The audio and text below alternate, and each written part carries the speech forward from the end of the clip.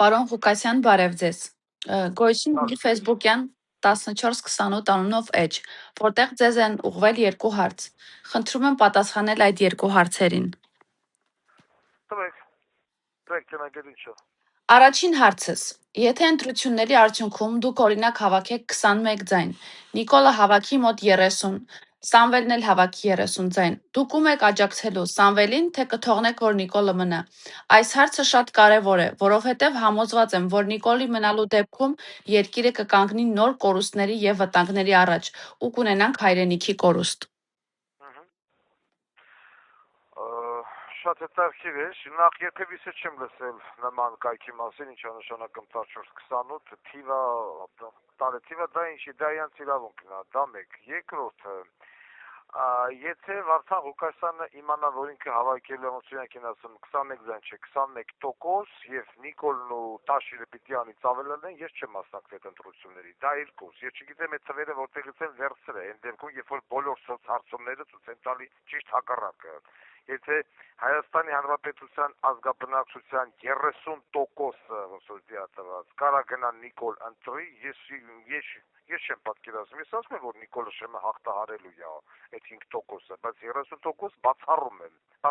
որովհետև այդքան շատ ներողություն արտահայտությունից համար շլից ծնված Հայաստանում չկա, որ գնա այդքանից հետո կապիտուլանտ ընտրի։ Ինչ վերաբերում է Տաշիր Սամոյին, եւս բացառում եմ, որ ազգի 30%-ը կարա գնա ընտրի սպեկուլյանտին։ Այսինքն մի մարդ, որը լռեց Արցախը հանձնելուց, մի մարդ, որը լռեց Կիրանց Բերձոր հանձնելուց, մի մարդ, որը լռեց Սուրմալուն կմփծնելուց, զինվորներին վառելուց, ամեն ինչի մեջ լռեց, մեկ էլ հիմա եկի ասում է «Посмотрите, я тоже ցաչ»։ Հիմա ես պատասխանեմ հարցին։ Լավ, ընդունենք ֆանտաստիկայի ժանրից դա իրականություն է։ Ուրեմն Վարդան Ղուկասյանը չի միանա ոչ առաջինին, ոչ երկրորդին։ Ես ոչ Նիկոլ կբերեմ իշխանության, ոչ էլ սպեկուլյանտ կբերեմ իշխանության։ Հենա մի հատ սպեկուլյանտ ստեղեք էլ իշխանության։ Երկիրը ավիրը, դրած կանտմա, համակետոնացման ճամբարները բացե։ Այս երկրի մաման անիծմա։ Յուրաքանչյուր երկրի ղեկին, եթե գալի կայնեմա սպեկուլյանտ, ես չեմ ասում բիզնեսմեն, սպեկուլյանտ, այդ երկրի հերը անիծվում է։ Ոչ մի տարբերություն Նիկոլը գգա, թե Տաշիրը գգա։ Երկուսը երկիրն անիծելու են։ Դոկուսակցությունը կմնա որպես ռադիկալ ընդդիմություն, այդ երկուսը թողնան երկրորդ փուլ ու ժողովուրդը ցեն կտա թողնել կա երկիրը կանտի։ Ես ոչ մենք ոչ նրան եք միանալու, ոչ նրան եք միանալու, ոչ էլ քոչին եք միանալու։ Վարդան Ղուկասյանը չի բերելու ոչ Նիկոլին, ոչ քոչին, ոչ Տաշիրի, երեքն էլ նույնն են, երեքն էլ։ Եվ ես սա հրապարականորեն ապացուցել եմ դադախազությունը Հայաստանի այսպես կոչված։ Եվս էլ եմ ասել, չէ՞ որ Տաշիրը բիզնես արը, զինվորների այրան վրա Արցախ հեցով բիզնես արը։ Այդ մարդուն ուր եք բերում։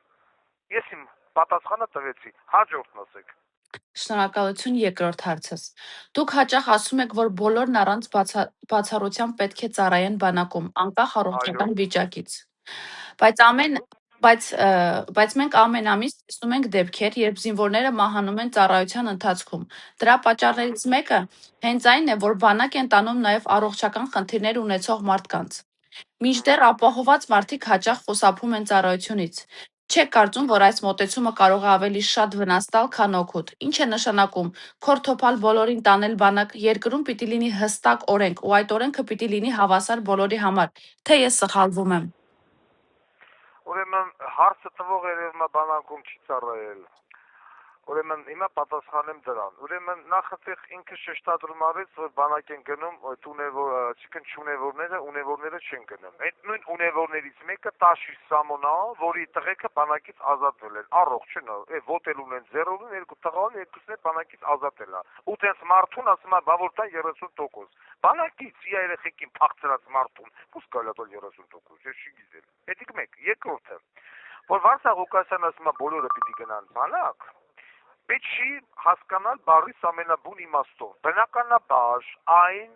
երիտասարդները, որոնք չունեն ոտ, չունեն ձեռու ոտ, չունեն թե աշկ, չունեն ականջ,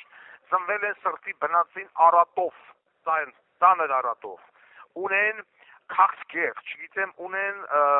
շիզոֆրենիա, ծանր հոգեկան հիվանդություն, նման մարդկանց մենք բանակ չենք տանելու իհարկե։ Այսօրվա այն բժշկական, այսպես ասած, օրենսգիրքը սահմանափակումների, այնտեղ խոսքի օրինակ եթե կա 100 հոդված, 100 հատ հոդված, որոնցով 100-ն էլ ազատվում են բանակից, մնալու է 20-ը։ Եթե անձը ունի առողջական սահմանափակում, ու պիտի, այսինքն ոչ այն տիպի, ոնց որ նոր ես շեշտեցի, որ ոտք ունի, որ ձեռ ունի, տեսողությունից զուր կա, ռակով հիվանդած, առաջին կարգի դիաբետա եւ այլն եւ նման մարդկանց չեք տանելու։ Մնացած մյուս բոլոր հոդվածներով անձինք զորակոչվելու են բանակ եւ գնալու են որպես ոչ պիտանի շարային ծառայության։ Այդ մարդիկ, հիմա նայեք, հիմա էլ դες բան կա մտնում, բայց այդ օրենքը չի պահպանվում։ Նման կոնտինգենտը անցնելու է հատուկ կարանտին, ինքը, այսինքն ոչ շարային զինվորը չի ծառայելու շարային զինվորի հետ։ Ինքը անցնելու է կարանտին առանձին, իա ոչ շարայինների հետ միասին։ Զինվորական երթումը ընդունելուց հետո ոչ շարային ծառայության համար պիտանի ժամկետային զինծառայողները պետք է տեղաբաշխվեն հատուկ ստորաբաժանումներով, ինչպիսին է հակաօդային պաշտպանությունը, որը չի պահանջում ծանր ֆիզիկական աշխատանք, կապի վաշտը, ԻՍՎ-ն, հակատանկային մարտկոց եւ այսինքն ամենաթեթև թիկունքային ծառայությունների վրա բուժմաս, չգիտեմ, ճաշարան, ԻՍՎ եւ այլն, բանը դրոնային զորքեր, որտեղ Հայաստանը պիտի արդեն ունենա դրոնային զորքեր, որը որ սաղ երկրները ունեն, բացի մեզանից։ Բանը դրոնային զինվոր ինքը գնալու է նստի կոմպյուտերի առաջ, բանը վեկալի, ժոստիկը վեկալի, ձեռը այդ անտենա ղեկավարի, աջ ծախ, ստե բոմբը գցի, ընդ գնա խփի, ընդ այնանի, այնտեղ պետք չի ես միշտ մի առողջություն, հասկանում եք։ Եվ բանը ոչ շարայիների կարանտինը, որը լինելու է առանձին շարայիների կարանտին, իսկ կարանտինը վերջանալուց հետո ոչ շարայիներին տվյալ ստորաբաժանումներում ցրելու են հատուկ հանձնաժողովով, գալու է զորամաս նստի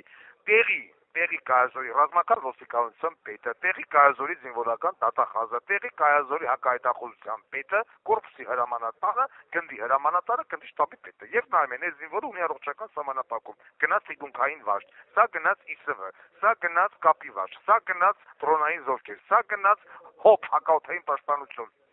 Բոլոր թեթև։ Եվ այդ կոնտինգենտը չի բարձրանալու մարտական հենակեց։ Հասկանում եք, եւ եթե չտա Աստված հանկարծ որևիցե մի ոչ շարային գնաց մոտո հրաձգային գումարտակում, որպես զինվոր ծառայեց, այդ ժամանակ այդ հանձնաժողովը վեշերը հավաքամա գնումա Վարդաշեն քերակատարողական հիմնակ, որտեղ այդ հանձնաժողովի անդամներն են ստորագետ դրատակ։ Բարձ եմ ես չէ բացատրում եմ, որտեղ ես զգացի, որ մարդը բանակ չի ծառայել։ Իսկ ասենք գիտեք ժողովրդական կողի հարևան երկիրը մեր հարևան երկիրը իր երկրի պաշտպանության մեջ ներագրավե 12-13 տարեկան երեխեքին անգամ տղա երեխու հավաքումա բանակ որ պաշտպանվի հետ սերտը հասնումա բանակին չգիտես խես ախիվանդանում են կնիկ տնգա հետ ամուսնանալուց այդ ոչ շարայիները առաջին տեղում են կարողանում են 40, 60, 70 կիլոգրամանոց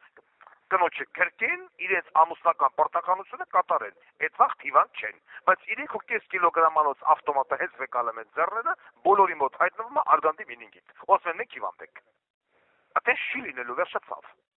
երկրի պաշտպանությունը դրված է յուրաքանչյուր քաղաքացու վզին, պետությունը բնականաբար պարտավոր է հոգ տանել իր զինվորի մասին, այդ զինվորները որոնք որ հիմա բանակում մահանում կամ զոհվում են, դրանք առողջական խնդիրներով չեն, դրանց 98%-ը զոհվում, սպանվում է միջազգային հարաբերություններով, մեկը մեկի միս ուտելով։ Իսկ ինչ վերաբերում է հիվանդներին, նորից եմ կրկնում, առողջական սահմանափակումով պետք է լինի հատուկ ստորաբաժանում։ Բանակից բնականաբար կազատվեն խնամակալները, որոնց խնամքի տակ կա ծեր, մայր, հիվանդ, հայր եւ բնականաբար, քանի ինքը խնամակալը ազատվում է պարտադիր զինվորական ծառայությունից։ Դա միակ ժառանգը չի կարող գնալ, միակ ընտանիք, միակ կողմանի ծնողազուրկը պիտի ծառայի 50 կիլոմետրի մեջ, ոչ թե Վարդան Ղուկասյանի նման հոկտեմբերյանի գրանցումով տարան հասրին Վարդենի զոտ, ոչ, 50 կիլոմետրից մի մետր ավել եղավ, գազմազորավակային վարության պետը վայնկումը դատում են։ Այ որ ասում ենք օրենքի գերակայություն, այդ պիտի լինի։ Հիվանդը մնում է հիվանդ գնում է հատուկ ստորաբաժանում ծառայում, որը չի պահանջում ծանր ֆիզիկական աշխատանք, իան ոչ մեկ ամեն առավոտ չի անելու 10 կիլոմետր վազացնի, ծանր ֆիզիկական նագրոսկավրեն չի տրվելու, գնալու կուլտուրական նստի կոմպի դեմը, հոպի դեմը, չգիտեմ, կապի, մանիտորի դեմը, հեռախոսի դեմը, կամ ճաշարանում եւ այլն, իր ծառայությունը տանի, որպեսզի այդ հաստիկը, որի վրա ես բերեմ առողջ զինվորին տնեն, որ ապահովի կապ, այդ առողջ զինվորը կգնա կպահի post։ Հիվանդ այդ նույն առողջական սահմանափակումով երեխեն կգնա կծառայի բանայում, կգնա կծառայի գլխավոր շտաբում, չգիտեմ, ռազմական ոստիկանությունում, որտեղ որ միշտ ծառայել են ունևորները երեխեքը $15,000, $20,000 տալը էին Կասպարանովային, բերեմ կողմ են իրանց երեխուն, թե 2 տարի չխտել տամբլը անամել հլմեթ այդտեղ կգնան դրանք։ Սա եսի նկատի ունեմ։ Եվ ծառայությունից խուսափելը դա ամենաստոր բանն է լինելու Հայաստանի Հանրապետության քաղաքացու համար։ Ոչ մի առողջ զինվոր պարտավոր չի գնա 10 հոգու տեղ ծառայի, մնացածը շատ ներողություն իմ արտահայտության համար, կհավատալեն։ Երկիր պահելը մենակ գյուղացու բանվորի երեխու համար չի։ Երկիր պահելը բոլորի համար է, այդ թվում 10-ամյա երեխեքի համար։ Հասկանում եք, ասում եմ, ես հրաժարվում եմ Ռուսաստանի քաղաքացիությունից, Բաքու երեխեքը որտեղ է քաղաքացիությունից են, ուզում եք հրաժարվեմ, որ գնան տանակ։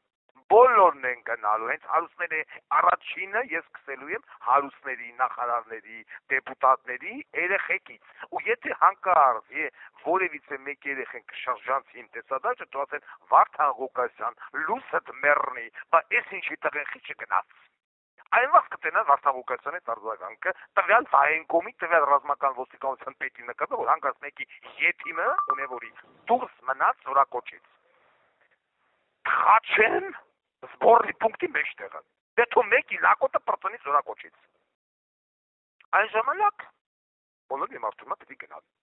Իսկ ինչ վերաբերման նորից եմ կրկնում այն հիվանդներին, որոնք որ ցավոք սրտի իրոք հիվանդ են եւ ծանր հիվանդներ են, մեկնովանների չեք զորակոչելու, բնականաբար։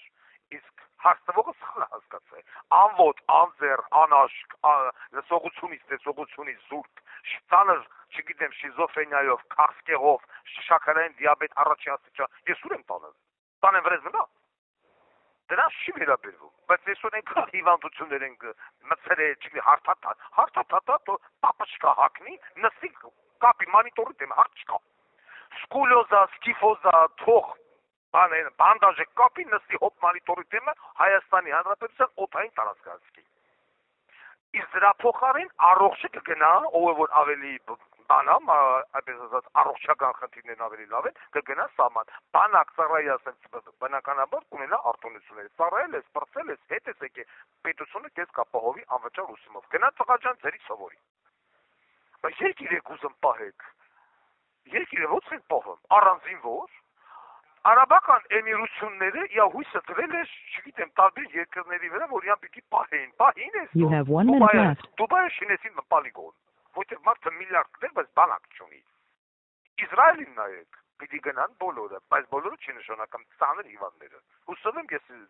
այդ կայքի հարցերին պատասխանեցի, ուղարկեք ես ու տեղադրեմ իրանց մոտ հարցնվողներն էլ լսեն։ Խոսում է ամերիկյան հայոց Վարդան Ղուկասյանը։ Շնորհակալություն։